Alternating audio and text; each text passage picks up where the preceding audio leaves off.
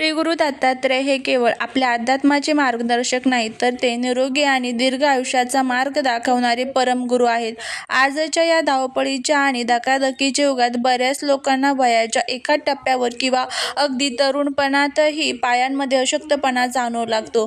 पाय दुखणे, पिंजऱ्यांमध्ये गोळे येणे, टाचा दुखणे किंवा थोडे चालल्यावर पाय गळून जाणे या समस्या आता घरोघरी पाहायला मिळत आहेत. श्री गुरु दत्तात्रयांच्या कृपेने आज मी तुम्हाला एक अत्यंत सोपा आणि नैसर्गिक आणि प्रभावी उपाय सांगणार आहेत, ज्याच्या नियमित सेवनाने अवघ्या एका आठवड्यात तुमच्या पायातील ताकद परत मिळवण्यास मदत होईल आणि तुमचे पाय पुन्हा एखाद्या तरुणासारखे बळकट आणि मजबूत होतील. श्री गुरु दत्तात्रय म्हणतात की मानवी शरीर हे निसर्गाचा एक उत्कृष्ट आविष्कार आहे आणि या शरीराला सदृढ ठेवण्यासाठी निसर्गानेच आपल्याला अनेक औषधं, वनस्पती आणि अन्नपदार्थ दिलेले आहेत. जेव्हा आपण या नैसर्गिक अन्नांचा योग्य प्रकारे वापर करतो, तेव्हा शरीरातील कोणताही आजार हळूहळू नाहीसे होतात. जर तुमच्या पायात वारंवार वेदना होत असतील, जिने चढताना किंवा चालताना पाय थरथरत असतील, तर हा व्हिडिओ शेवटपर्यंत नक्की पहा. गुरु दत्तात्रयांच्या दिव्य विचारांना समजून आज आपण पायांमधील ताकद कमी होण्याची मुख्य कारणे, त्यावर कोणते अन्नपदार्थ खायचे, ते कसे आणि कधी खावे आणि कोणत्या वयाच्या लोकांनी हा उपाय करावा याबद्दल सविस्तर माहिती जाणून घेणार आहोत. त्यामुळे व्हिडिओ हा कुठेही स्किप न करता शेवटपर्यंत पहा. चॅनलवरती नवीन असाल तर चॅनलला सबस्क्राईब करा आणि कमेंटमध्ये श्री गुरु दत्तात्रेयाय नमो नमः लिहायला अजिबात विसरू नका. श्री गुरु दत्तात्रयांच्या शिकवणीनुसार कोणत्याही समस्येचे निवारण करण्यापूर्वी त्याचे मूळ कारण समजून घेणे अत्यंत आवश्यक असते. पायांमधील ताकद कमी होण्यामागे मुख्यत्वे 3-4 कारणे असतात. पहिले मुख्य कारण म्हणजे आपल्या शरीरातील कॅल्शियम, व्हिटॅमिन D3 आणि व्हिटॅमिन B12 यांची होणारी कमी तीव्रता. आजकालच्या अपुऱ्या प्रकाशामुळे आणि असंतुलित आहारामुळे हाडे ठिसूळ होतात आणि स्नायू कमजोर पडू लागतात. दुसरे कारण म्हणजे शरीरातील रक्ताभिसरण मंदावणे.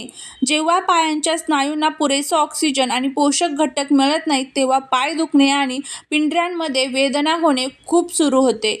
तिसरे महत्त्वाचे कारण म्हणजे शरीरात वातदोषाचे प्रमाण वाढणे.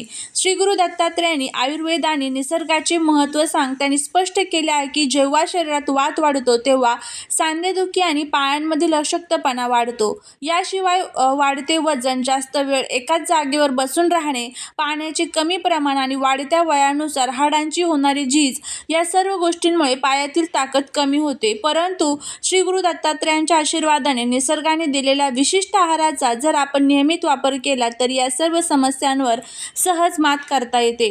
आता आपण पाहूया की पायांमधील ताकद परत मिळवण्यासाठी आणि पाय तरुणासारखे बळकट दिसण्यासाठी आपल्याला कोणते पदार्थ खायचे आहेत.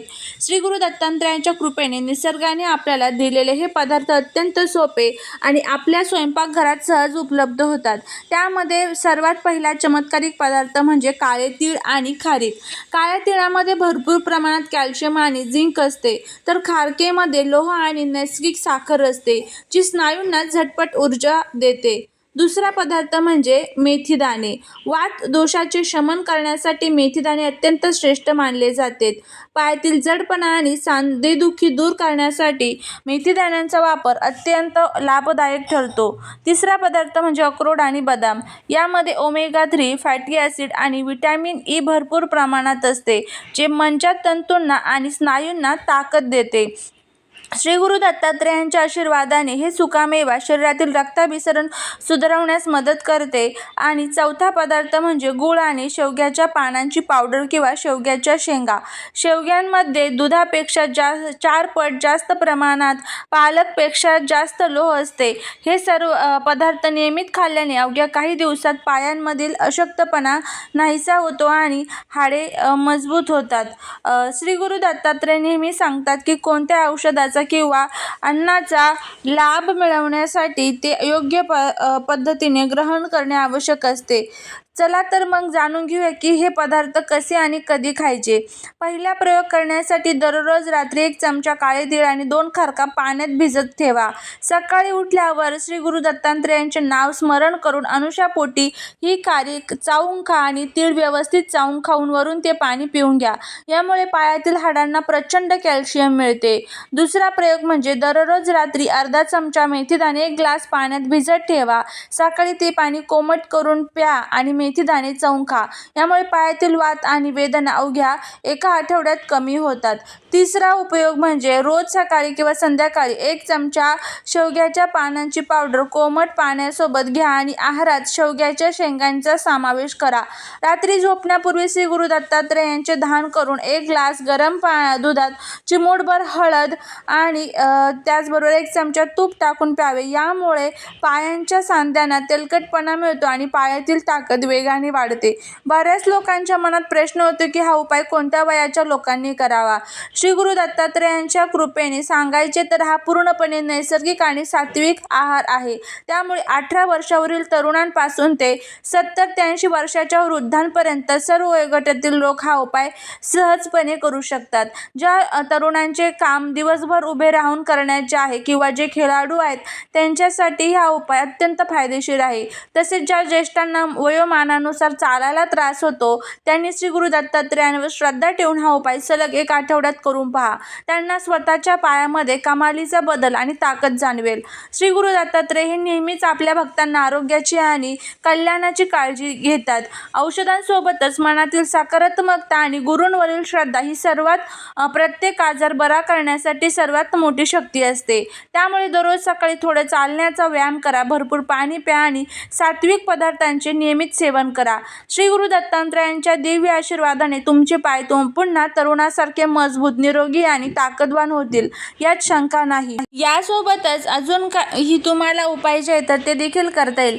पायांमधील ताकद टिकवून ठेवण्यासाठी आणि उपायांचा पूर्ण प्रभाव मिळवण्यासाठी सकाळचा कोवळा सूर्यप्रकाश हा खूप महत्त्वाचा असतो. 15 ते 20 मिनिटे कोवळ्या उन्हात बसा. सूर्यप्रकाश हा व्हिटॅमिन D3चा सर्वात मोठा नैसर्गिक स्रोत आहे, ज्यामुळे खाल्लेल्या अन्नातील कॅल्शियम हाडांमध्ये योग्य प्रकारे पोहोचते. त्यानंतर रात्री झोपण्यापूर्वी पायांच्या तळव्यांना आणि पिंजऱ्यांना कोमट तिळाच्या तेलाने किंवा मोहरीच्या तेलाने हलक्या हाताने मसाज करा. यामुळे पायातील रक्ताभिसरण वेगाने सुधारते आणि थकवा दूर होतो. त्यानंतर पुढचं जे आहे ते म्हणजे शरीरात पाण्याची कमतरता झाल्यास स्नायूंमध्ये गोळे येतात. त्यामुळे दिवसभरात किमान 2 ते 3 लिटर पाणी नक्की प्यावे. अति आंबट, खूप तिखट, शिळे अन्न आणि जंक फूड शरीरात वात वाढवतात. त्यामुळे उपाय सुरू करताना सात्विक आणि ताजे अन्न खाण्यावर भर आपल्याला द्यायचा आहे. अन्नासोबतच पायाच्या स्नायूंना गती देणे आवश्यक आहे. त्यामुळे पाय वर करून टेकवणे म्हणजे रात्री झोपण्यापूर्वी भिंतीला टेकून 5 ते 10 मिनिटे पाय सरळ ठेवा. यामुळे दिवसभराचा ताण निघून जातो आणि पायांकडील रक्तप्रवाह हृदय आणि मेंदूकडे सुरळीत होतो. खुर्चीवर बसून पायांची बोटे पुढे मागे हलवणे आणि टाचा वर खाली करणे यामुळे टाचदुखी आणि पिंजऱ्यांमधील वेदना त्वरित थांबतात. त्याचबरोबर पुढचं म्हणजे या सर्व गोष्टी करत असताना सकारात्मक भाव, सकारात्मक विचार आपल्या मनामध्ये ठेवणं सुद्धा खूप गरजेचं आहे. ज्यावेळेस आपण कोणतीही गोष्ट अगदी मनाने, श्रद्धेने आणि विश्वासाने करतो त्यावेळेसच त्याचा आपल्याला खूप चांगला फायदा जो आहे तर तो बघायला मिळत असतो.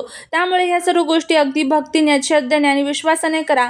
नक्कीच तुम्हाला त्याचा जो चांगला फायदा आहे तर तो तुम्हाला बघायला मिळेल. श्री गुरु दत्तात्रेयांचे दिव्य आशीर्वादाने तुमचे पाय पुन्हा तरुणासारखे मजबूत, निरोगी आणि ताकदवान होतील यात शंका नाही. जर तुम्हाला हा व्हिडिओ आवडला असेल तर नक्की लाईक करा, तुमच्या प्रियजनांसोबत शेअर करा आणि चॅनलला सबस्क्राईब करायला विसरू नका.